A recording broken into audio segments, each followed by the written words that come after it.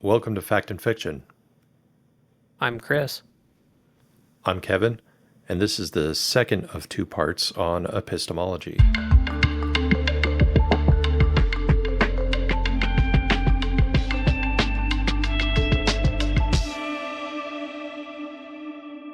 Okay, so we kind of talked about like what makes a good epistemology. And I want to briefly go over what are signs of a bad epistemology.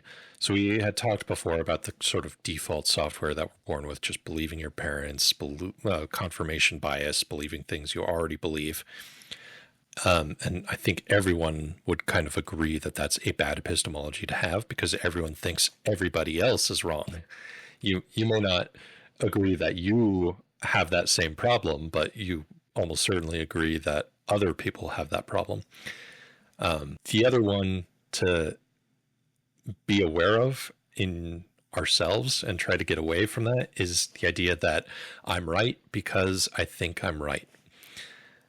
And that's a tough one because it's kind of the same confirmation bias, but it's like just because you believe something is true, that isn't evidence that it is true. It's kind of a hard thing to break people of because we tend to think like, oh, I believe this thing is true, therefore it is true. But the fact that you believe something doesn't make it more likely to be true. And if you believe something really strongly, it isn't more likely to be true just because of the strength of your belief. And the simplest like counterexample to that is to just think about things that other people believe that you don't, right? Like if you're a Christian, think about what Muslims believe, and they obviously believe very strongly, and you think that they're wrong, and so therefore you can't use the strength of belief as evidence of that belief being true.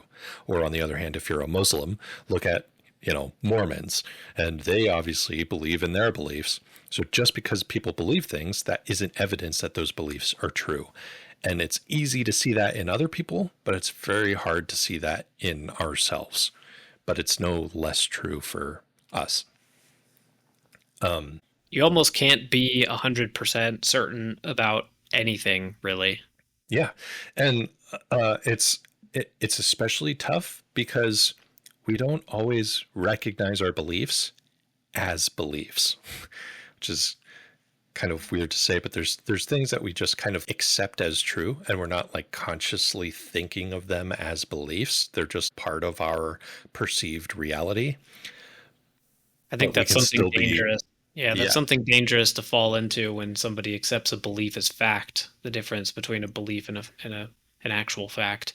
yeah, because there's some things that we know are beliefs and we don't believe that strongly, and we wouldn't be that surprised if we're wrong about. You might be like, oh, I believe the Cowboys are going to win the Super Bowl next year, and then when they inevitably don't, that was a dig at the Cowboys, Chris. If they don't, you're even though you said you believed it, you're not like that surprised that you were wrong about it, right? And then there's other things that we recognize as beliefs, but we believe very strongly, like religion and stuff like that. But there's also things that we don't even recognize as being beliefs that we could still be wrong about. And I have a personal example about this. So I used to be under the assumption that when a pregnant woman goes into labor, her water breaks. And that's a sign that she's beginning labor. I didn't recognize that as a belief that I held, but it was a belief that I held. And it was probably reinforced by, movies and TV because that's always how it's represented in movies and TV, right? How many times have you seen that where a pregnant woman is standing in line at a store or something and then her water breaks and she's like, oh my gosh, I'm going into labor. I was very surprised before I had my first child. And my wife and I were at the hospital taking a new parents class, and they're telling us about all this stuff. And they said, I think the figure was like 70% of women don't break their water on their own at all. They start labor without breaking their water. and the doctor has to do it for them. They have a special tool called an amnio hook. I think I'm pronouncing that right. An amnio hook that they use to mechanically break the amniotic sac, which is what breaking your water is. It has nothing to do with going into labor. Going into labor is like the muscle contractions and stuff. So those things are like somewhat related, but it's not like you break your water that means you're starting labor. And that was a belief that I had and never even recognized it as a belief. So I was like completely shocked to find out that this was just a myth that I didn't even recognize as being a belief that I held. It's interesting though, because it clearly wasn't, although you believed it, it wasn't a strong belief, because when this situation happened to you and you got information that changed your belief, you kind of could change very quickly, right? Yeah, that's true, but it's not that I did or didn't believe it strongly. It's that I didn't even recognize it as a belief. It was just like an assumed reality or an assumed part of my perceived reality that just turned out to be flat out wrong. So, yeah, basically, I operate under the assumption that any of my beliefs could turn out to be untrue. I mean, I think even things that we would normally generally consider true could potentially be proven untrue at any point in the future. I mean, there are certain things that aren't, kind of circles back to the conversation about axioms. Mm-hmm. But of course, I think there are things that we can show our understanding of whatever it is could potentially be false. Yeah. So, all that to say, the fact that you believe something is not evidence that that thing is true. And it can be tough because sometimes we believe things strongly, and the strength of our belief is not like more evidence that it's even truer. And sometimes we don't even recognize our beliefs as beliefs. Other signs of bad epistemologies, these are just kind of like fallacious thinking or examples of fallacious thinking. Appeal to the majority, believing something is true because of the number of people who believe that. Like the number of people who believe a claim has no bearing on whether or not that claim is true. Well, 90% of the population of the planet believes this one thing, so therefore it must be true, Yeah, right? exactly. And similarly, there's the appeal to authority, like the person making a claim or the status of the person making a claim has nothing to do with whether or not the claim is true. I get this a lot in my personal life because I have a lot of people in my family who have very strong, very incorrect beliefs and Just are, putting it lightly. yeah, and are very eager to spread those beliefs. And so I will hear all the time things like, oh, a scientist said this. Now do you believe me? And it's like, no. The fact that a scientist said that, number one, that's probably not true that a scientist said that. And number two, even if it was a real scientist who said that thing, that has nothing to do with whether or not it's true. It's a claim is true or false on its own merits. Yeah, I actually have a good example of this too. When going back to COVID, I remember reading one time, I think like Elon Musk had flown to Germany or something, to the factory that was over there, the Tesla factory that was over there, and he was required by the laws in Germany to isolate for some amount of time, or maybe he had to have so many negative tests, COVID tests, before he was allowed to go out and interact with other people. And like you do when you're famous, you post on Twitter, oh, these COVID tests are totally fake because I took one and it showed positive, and then a day later I took one and it showed negative, and then another day later I took another one and it showed negative. And it's like, what is going on with this? And somebody wrote back and said, you don't understand that this was a new virus. We didn't really understand a lot about it. the tests weren't 100% accurate right out of the gate. I don't even think they're 100% accurate now. But I mean, even if they're 70% accurate, if you take 10 tests, 7 out of 10 are going to give you the correct answer, and 3 out of 10 are going to be wrong. And so if you only take 3 tests, it wouldn't be unheard of for 2 of them to be right and 1 of them to be wrong, or vice versa. And so somebody wrote back or commented back and said, like, oh, you don't understand how, the like the success rate or the false positive rate or whatever it is of these tests are.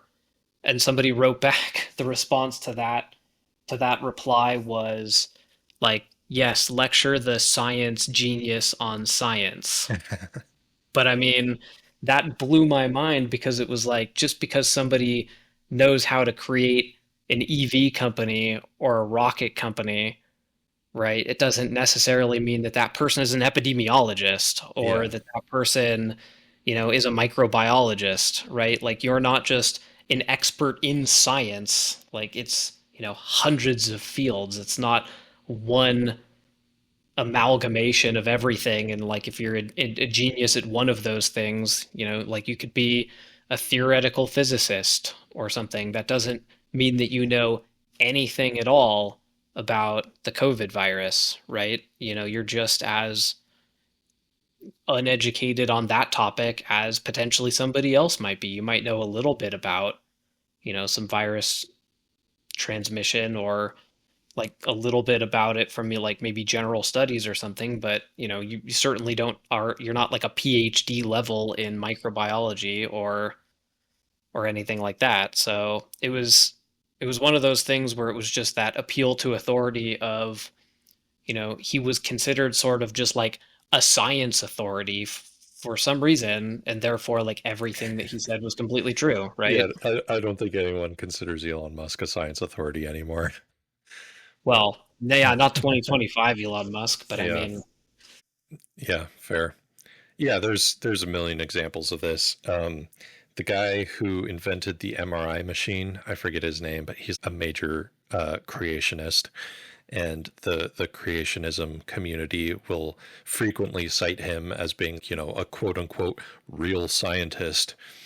And it's like, yeah, I he didn't know he that. is a real scientist, and he invented something that was very useful to medical science, but that does not make him qualified to talk about evolution. Yeah, I mean, I went to school with people, with a science and engineering degree. I went to school with people who were religious. I mean, you can write software, but that doesn't mean that you don't believe in God, right? Like, Hmm. I mean, unless you're, it might be a little weird if you were like a theoretical physicist and you were also like in modern times and also deeply religious. That might be a little interesting, but Yeah, I mean, I that's don't also think it's kind of like unheard the of. whole like Jesuit priests, right? Aren't they sort of like the religious scientists, so to speak? I don't know the answer to that, but sure. Yeah, and there's all kinds of other historical examples. Isaac Newton is possibly one of the most intelligent people who have ever lived, with all of his incredible, uh, accomplishments in physics and calculus. And yet he also believed in alchemy. And he was completely wrong about that. Einstein, of all people, was completely wrong about the nature of quantum mechanics. He famously said, God doesn't play dice with the universe, talking about the probabilistic nature of quantum mechanics. And that's something that he was just straight up wrong about. Getting back on topic. So, a good test, if you suspect that you might believe something for bad reasons, a good way to test that is imagine if someone else with a different set of beliefs were to bring up that argument with you. Would you then believe them? And if the answer is no, then that probably means that your reasons to believe something are bad. And again, just my own personal life, I get this sort of thing all the time, where someone will make an argument. So like I don't want to just be bashing on religion for this, but that's an example I get a lot of. if someone points out that something is written in their holy book, and they're trying to convince you of something with religion, and they start quoting Bible verses at you, an easy test for whether or not that's a good argument. Think about if someone of a different religion did that to you, right? If a Mormon came to your house and started quoting out of the Book of Mormon, would that be enough for you to convert to Mormonism? Probably not. And if it's not a good enough reason for you, why would it be a good enough reason for me? So that's kind of an easy test that you can do, is just think about the arguments that you're making, and if someone with a different set of beliefs were making those same arguments to you, would you find that convincing? So with that, Chris, we talked about what makes a good epistemology. What are signs of a bad epistemology? But we didn't really get into what do we think is a good epistemology that we try to maintain. I have a couple thoughts on this. Do you want to start off, or do you want me to kick it off? I'll let you kick it off. Okay, so setting up the foundations for this. So, number one, I think any of my beliefs could be wrong. Other than the one absolute certainty of I think, therefore I am. Anything else could be wrong. Now, some of those things fall under the, effective certainties category that we talked about. So those would be very unlikely to be wrong, but they're still not absolute. Any of my existing beliefs could be incorrect. And I've had examples where I found out that I was wrong about things that I believed very strongly or didn't even recognize to be a belief. Second point I would make is that I think it's always preferable to have fewer incorrect beliefs, or I should be correcting my beliefs over time. Like if we were to graph the number of incorrect things that I believe over time, over my lifespan, that should be a decreasing plot, right? And therefore, we should avoid becoming convinced of false claims. And we should be looking at our existing beliefs and re-examining and testing those to try to eliminate the false beliefs that we already have. So it's interesting. If you saw that trend up, what would you do? Well, part of the hard part is how do you even tell if you're trending up or not, right? That's part of the thing. I guess that's how I guess do we that's even true. determine that? So this is more about like what is a good epistemology that should make you trend down as opposed to up, rather than being able to react to it, because the answer is that you wouldn't know if you're trending in the wrong direction. Yeah, I mean, if you believe that everything that you think is correct, then the line doesn't move; it's just flat. Well, that wouldn't be the real line. That would be your perceived or your assumed line. And so because I think I should be re-examining my beliefs periodically, part of that means that I can't be holding any belief as sacred and untestable. And that's a tough thing for some people, because a lot of us are taught, and I was certainly taught at a young age, that like there's certain beliefs you hold that you do not test them. And I think don't walk up to that lion. Yeah, as an adult, and even as as like a teenager, I think I learned pretty quickly that that's just not a good epistemology. I didn't know what epistemology was back then, but I knew that it was not a good thing to hold certain beliefs as untestable or above being tested. I consider myself a skeptic, and I hold to a particular definition of skepticism, which you and I kind of talked about earlier, which is that a skeptic is someone who withholds belief until such a time that that belief is warranted. And that's to say that being skeptical is not the same thing as being closed-minded, which people confuse those terms all the time. They'll be like, "Oh, I'm skeptical of evolution," right? And that's not what skepticism is. A skeptic will believe something when there is sufficient reason to believe it. A person who is closed-minded will not believe something no matter how much evidence is presented against it. And spoiler alert, I also have an important way of defining what evidence is, but I'll save that for later in the discussion. I recognize that I'm subject to the same sort of cognitive biases that all people are, but as much as I can be cognizant of it, I try to hold to this system. And it's basically a hierarchical system of evaluating claims by the preferred method of evaluation. And it's hierarchical in the sense that, so you categorize these claims, and if a claim falls into more than one categories for how it can be evaluated, there's always one method that is preferred over the others. So that's what makes it hierarchical. So getting straight into it, my top category would be mathematical proofs. And so that is a claim that can be evaluated as true or false based on math. This is as close as you can come, I think, to a quote unquote absolute proof of some claim. This would still be an effective certainty in the sense that we had talked about before. It's not a real absolute certainty. And the reason it's not a real absolute certainty is because math itself is based on a certain set of axioms.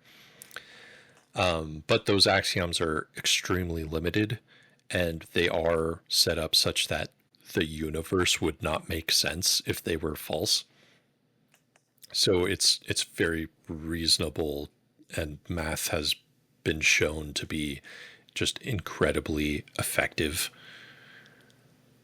And that's why it's kind of the number one category. We do need to be a little bit careful about saying when math proves something, because there's the mathematical proof, and then there is our interpretation of what that mathematical proof means. The Pythagorean theorem would be an example of something that can be proven mathematically. That when you have a right triangle with legs A, B, and C, where C is the hypotenuse of that right triangle, A squared plus B squared equals C squared. And that can be proven mathematically to always be true. And so that is as close to an absolute truth as we can get, short of, I think, therefore I am.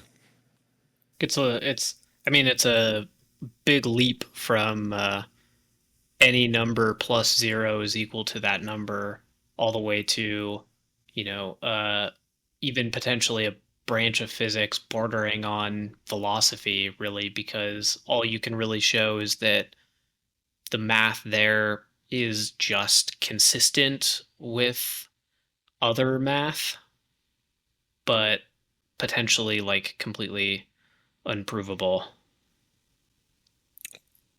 Well, it's provable on the assumption of the axioms.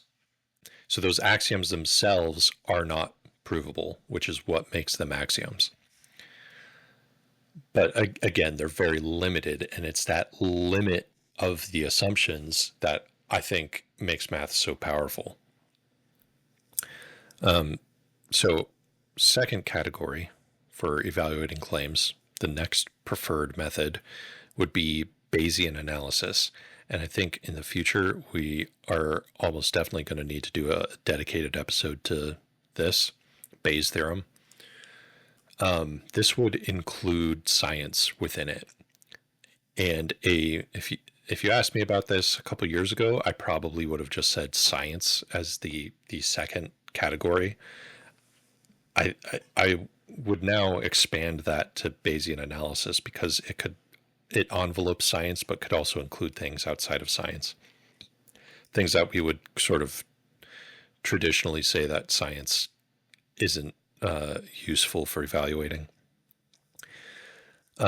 So Bayes' theorem, if you're not familiar with it, it allows you to assign a probability for how likely something is to be true or not based on the evidence for it.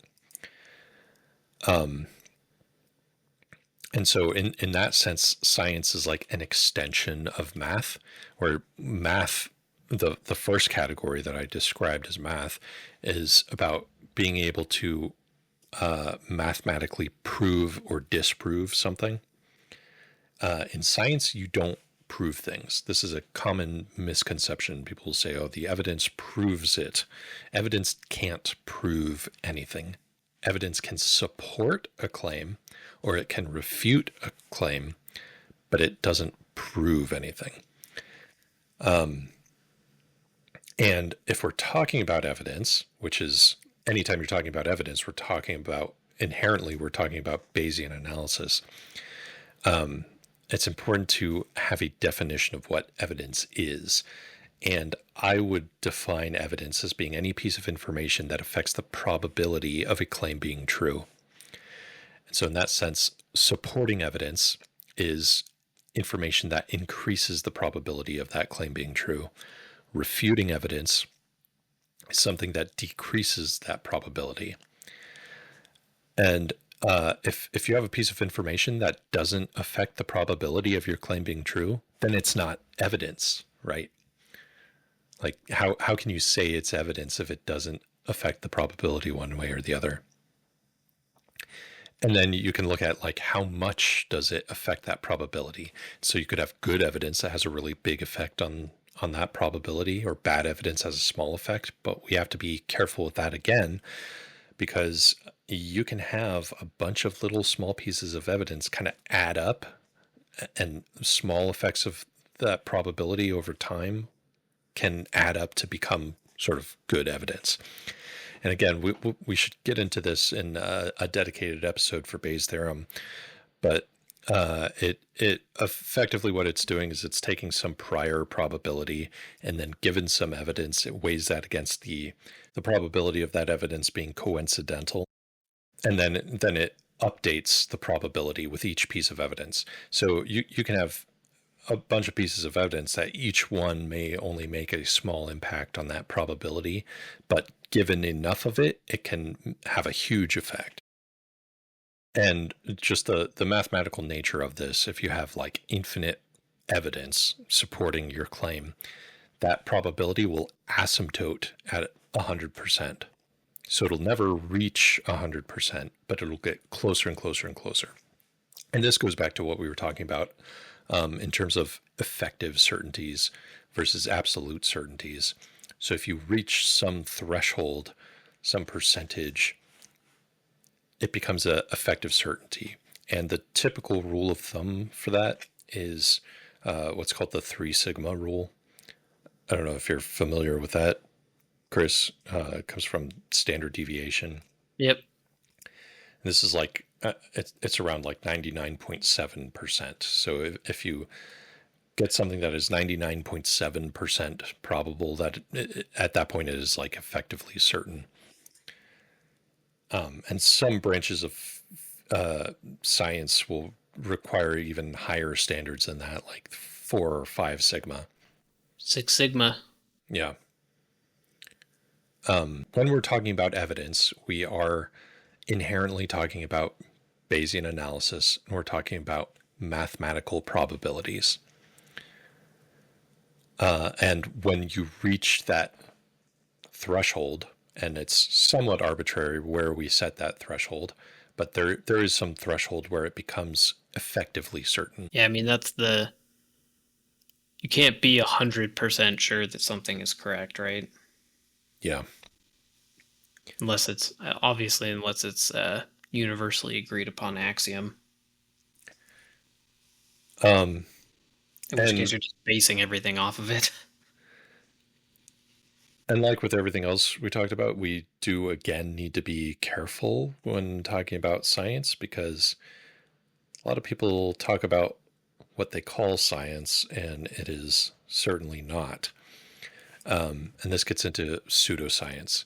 And when we do an episode on Bayes' theorem, we can go into the like specifics of mathematically why does pseudoscience not work where real science does work. And it all comes down to how the evidence affects the probabilities. If you're cherry picking evidence, if you're using unfalsifiable hypotheses, those sorts of scenarios will not favorably affect the probability of your hypothesis, even if you have supporting evidence or what appears to be supporting evidence for it.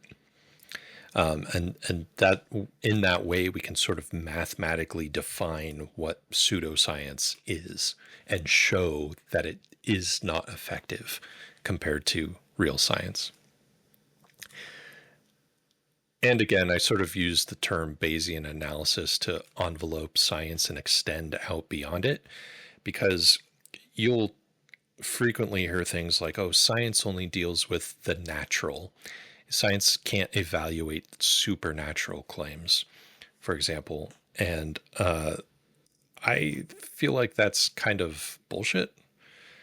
Like, who says that that is the case? I guess if you are saying that the supernatural doesn't exist, then sure, then science can't evaluate it because it doesn't exist. Yeah, I was But just gonna say that I feel like it's a funny thing to like you should be questioning your your belief in that thing if you're literally saying that science can't evaluate that thing, right? yeah, and so I kind of make the distinction of Bayesian analysis rather than calling this science, because the mathematical methods that we're talking about, which is the reason why science works, it doesn't just work for the scientific method. It works in general. Because the other thing people will say is like, well, how do we know that science is the best method for evaluating evidence? And in some sense, we don't. It's just kind of the best tool that we have right now. But if we hypothetically discovered some other method that was better than science, that other method would still be subject to the laws of Bayesian analysis, to Bayes' theorem. Right? It's a mathematical fact about how of the nature of evidence and how it affects probabilities. It is independent of the method that you're using to evaluate that evidence. So that's kind of why I make that distinction. If we ever have a replacement for science for evaluating whether or not something is true, we still have to run it through that to prove that it's effective. Yeah, it would still be subject to the same math on how the evidence affects the probability of a hypothesis or a claim being true. So I put that as kind of the second category, because whereas with math you can actually prove and disprove things, not in the absolute sense, but in the effective certainty sense. With science, science doesn't prove or disprove anything. It just allows you to assign a probability of how likely something is of being true, but it is an extension of mathematics via Bayes' theorem. So the third category that I would use for evaluating claims is logic, or systems of formal logic. The modern version of this would be like set theory, but the sort of first version of this, the ancient Greek version of this, would have been the Aristotelian syllogism. And all this is a structure for an argument that allows you to start from some set of premises where if the premises are true, then the conclusion must also be true. So again, set theory allows you to construct very complicated arguments, almost like a mathematical formula. A syllogism, or at least the ancient Greek Aristotelian syllogism, is a lot more simple. It always has three parts, two premises and one conclusion. And all of these logical arguments, whether it's a syllogism or something more complicated, it has to have two properties for it to be reasonable to believe its conclusions. And those two things are, it has to be valid and it has to be sound. Now, a valid argument is an argument that is structured such that if the premises are true, then the conclusion must also be true. A sound argument is an argument where we accept that the premises are true. And so for the conclusion of an argument to be reasonable, both of those things have to be satisfied. And so it has to be a valid structure of an argument, and the premises have to be sound. We have to accept them. So examples of valid versus invalid argument structures. The classic example that you'll find on like Wikipedia or something, if you look up a syllogism, goes like this. Premise 1, all men are mortal. Premise 2, Socrates is a man. And the conclusion is Socrates is mortal. So that is a valid argument because if the two premises are true, then the conclusion must also be true. Is it sound? I don't know. To me, I think it's sound. The problem with soundness is that it's somewhat subjective. It depends on the person that you're presenting the argument to. They're the ones that determine whether or not the premises are sound. So all men are mortal.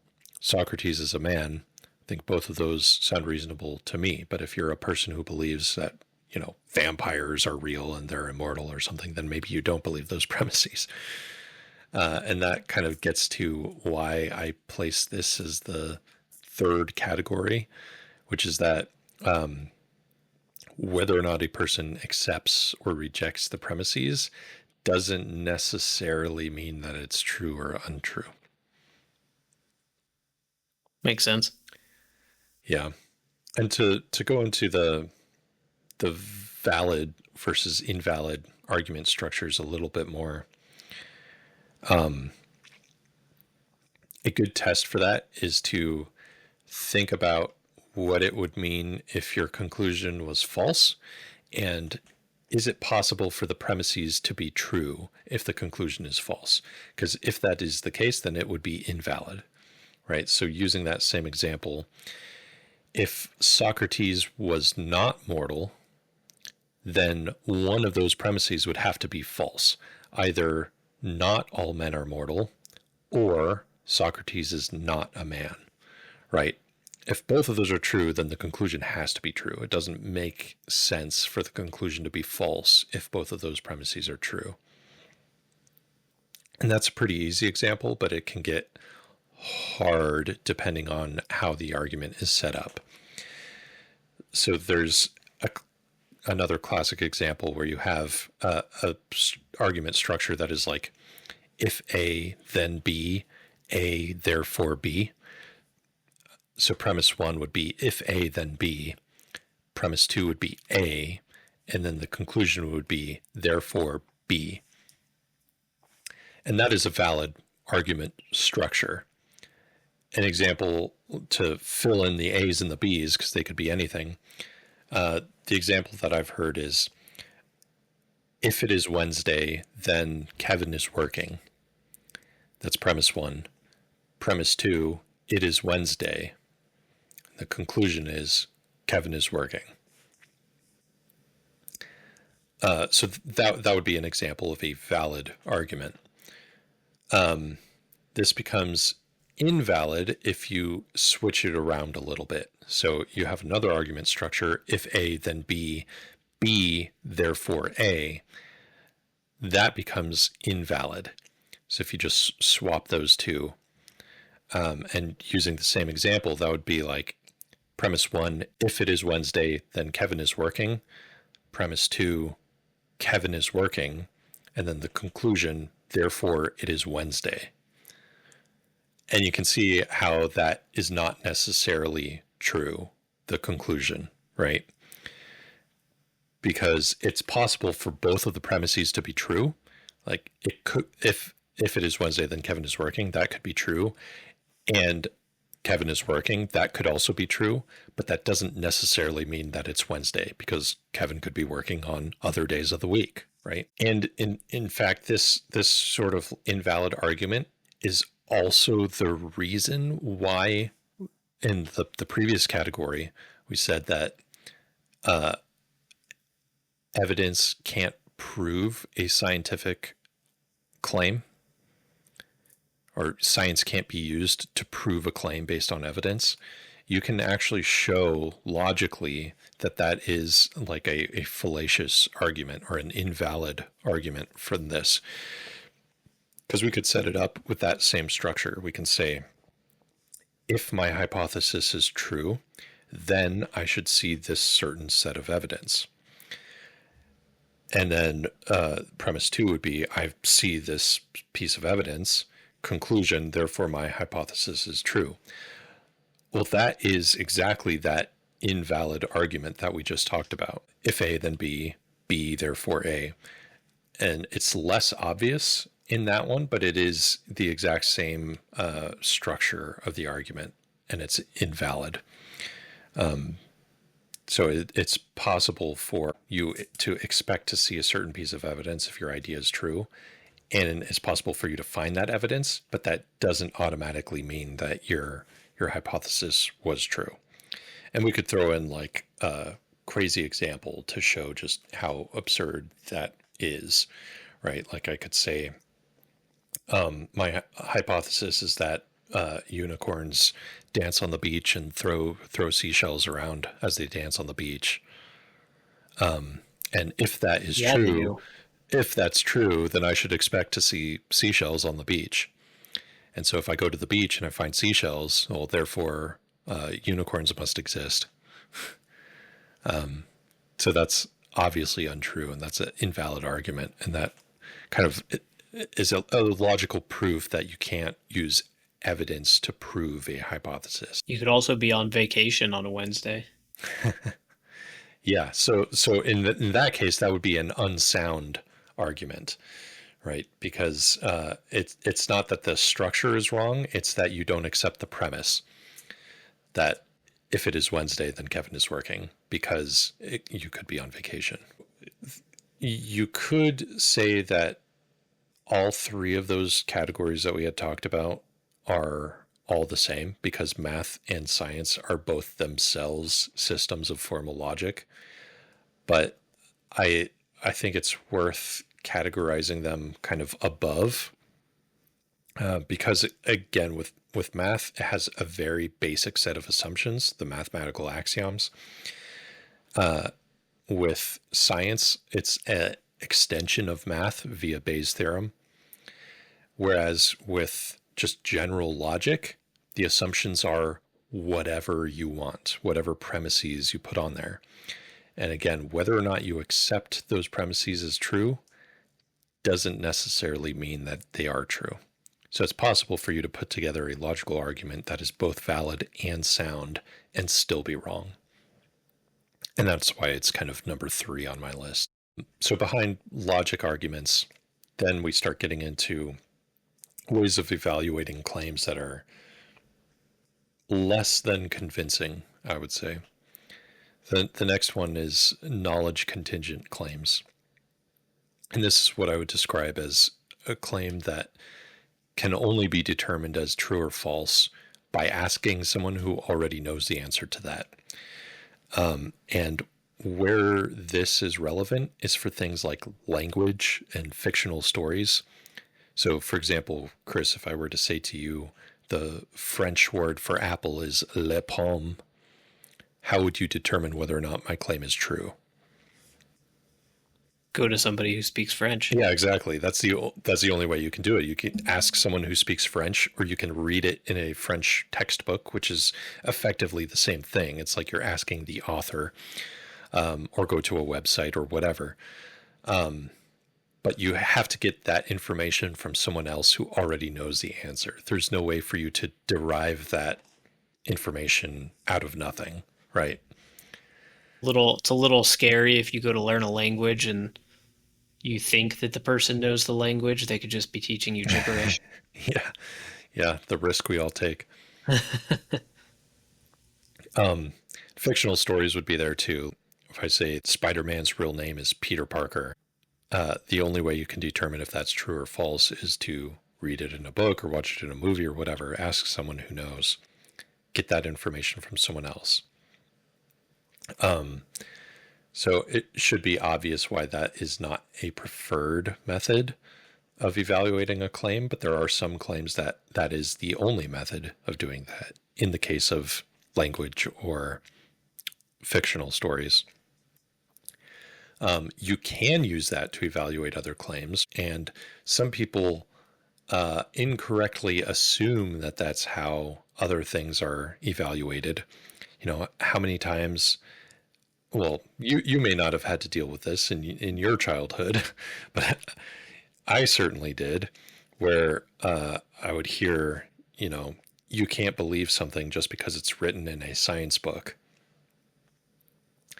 And that is basically accusing science of being knowledge contingent in this way that we're talking about.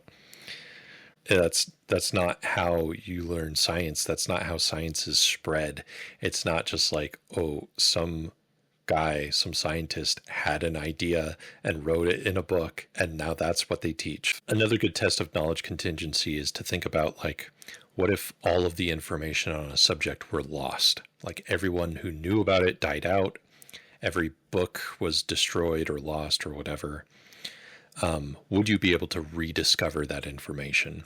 And if the answer is no, then that puts it in this knowledge contingent category. So again, languages, there's, you know, hundreds of dead languages that all the speakers of that language have died out. There's no surviving texts. Many languages never had a written form. They were only spoken. And we will never have a way of rediscovering that information. It's just lost forever. Kind of, it was actually one of my favorite clips. I believe it was Ricky Gervais, where I think he was talking to Colbert on his show.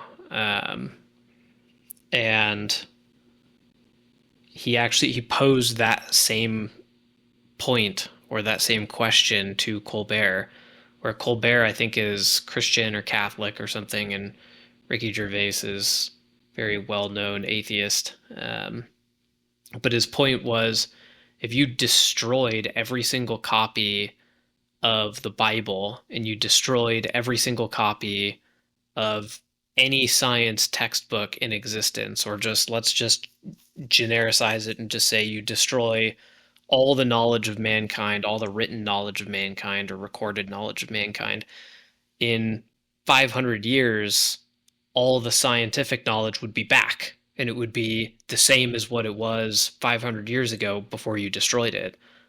But that may not be true about something like the Bible or a religious text, right? It may come back, but it may come back different. But all the scientific text is going to come back exactly the same, likely, because, I mean, those are the things that you know are then true, right? Because you've started from scratch and you've rediscovered everything and you've come to the exact same conclusions that were true 500 years ago before everything was destroyed.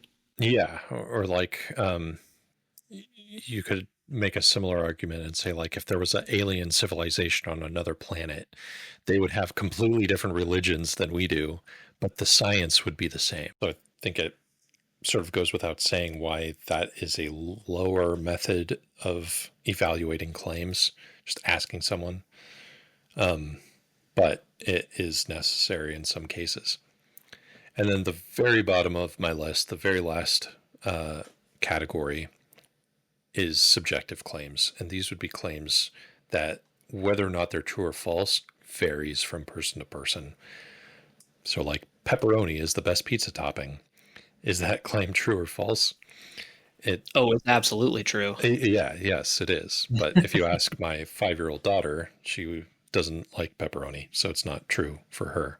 And again, I don't think I need to explain why that is the lowest category here. That's my system that I try my best to adhere to in terms of epistemology. So evaluate a claim by math. If it can't be evaluated by math, use science or Bayesian analysis more generally. If you can't evaluate it with science, use logical arguments. Short of that, ask someone who knows the answer, which again, now we're getting worse and worse, and we can be less confident in the results of these as we go down the list. And then finally is subjective claim, which is just like, is it true for me, but not necessarily other people? Right. So that's kind of my personal epistemology. And again, I'm not perfect. I don't always adhere to it. I'm subject to the same cognitive biases that everyone else is.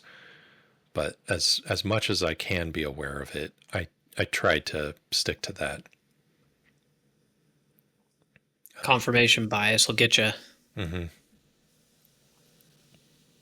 It's not saying that math is the highest category and therefore you should always use math. It's some claims that's just not the right tool for the job. It just Also some means combination of them, right? yeah, sure. And I would say eventually we'll do an episode on Bayesian analysis, and there's sort of like subcategories within there, where some methods are better than others. So I guess to help kind of wrap this up, so a question that I hear a lot, and I've heard it asked of other people in like debates and stuff, is what would it take to convince you that something is true? And going back to the skepticism versus closed-mindedness, the answer to that should never be like, well, nothing would ever convince me of this, right? Because that would be like by definition a closed-minded Right. worldview.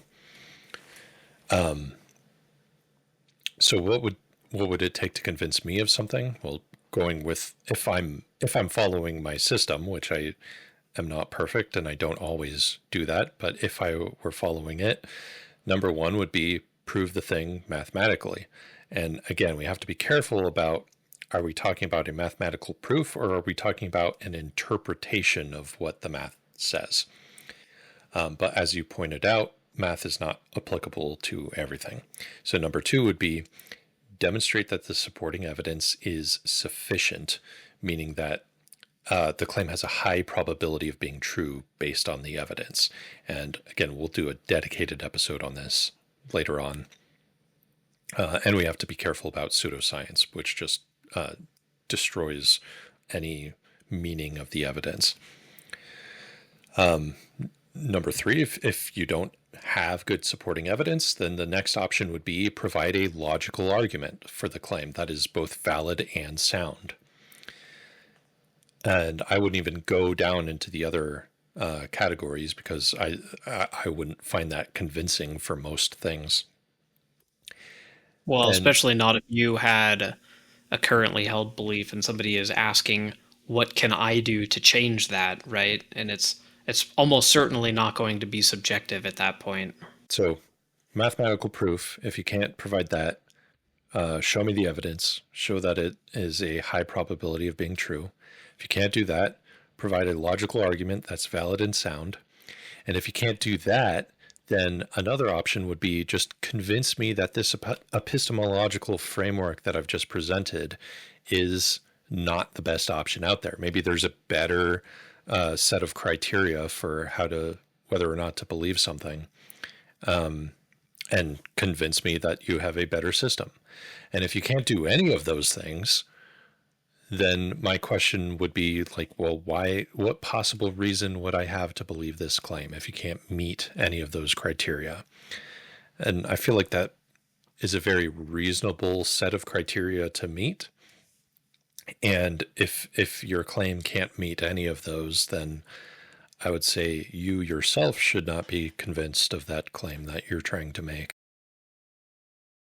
For the people listening, what would you say they could do potentially to change their epistemology? Yeah, it's an interesting one because I'm of the opinion that beliefs are not a choice. Like you can't choose whether or not you believe something. It's just if you find it to be convincing, then you therefore believe it. You can't choose to believe something that you don't find to be convincing, right?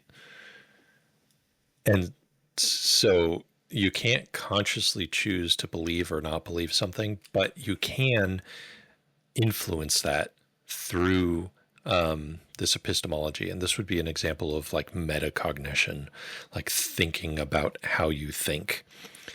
And by establishing a set of criteria that you believe to be effective for determining truth, you can therefore figure out whether other beliefs that you have are not meeting that criteria. And so you can influence how your belief system works sort of indirectly by establishing an epistemology like this. Because most people just don't think about any of this and they're just stuck with the default software loaded in their brain, which we already established is not a good epistemology. Yeah, and hopefully they don't have a bad feedback loop of bad information as well. Yeah.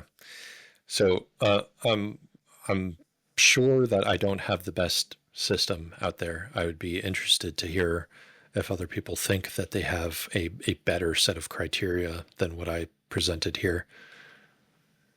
But I would hope that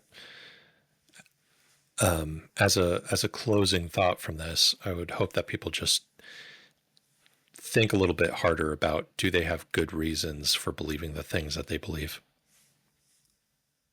I think it's interesting all around too. I mean, like even going back to points that we've discussed earlier, when there was a recommendation from the CDC that masks help with COVID, like I didn't even really thinking about it. I just kind of thought, yeah, that makes sense, right? You go into surgery and the surgeon wears a mask, and anybody who kind of thinks it doesn't do anything, I was like, okay, then I dare you to go into surgery and tell the surgeon to not wear a mask, right? See what happens. You may get an infection.